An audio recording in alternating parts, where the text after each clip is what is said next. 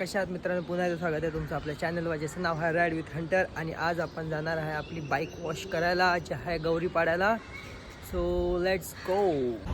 तर गाईज आपण आलो आहे आर के वॉशिंग सेंटरला, जे आहे गौरीपाडा तलावाच्या बरोबर समोर. तर गाईज आपल्या गाडीचा नंबर आला आहे वॉशिंगचा आणि मी आज करणार आहे डिझेल वॉश.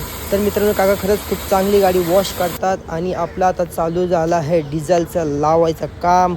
आणि गाडी खूप चकाचक एकदम चमकायला लागली आहे. काकांनी खूप सुंदर वॉश केली आहे गाडी.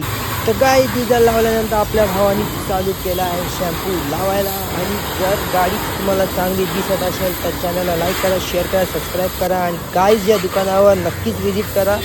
खरंच खूप चांगली वॉशिंग करतात हे लोक.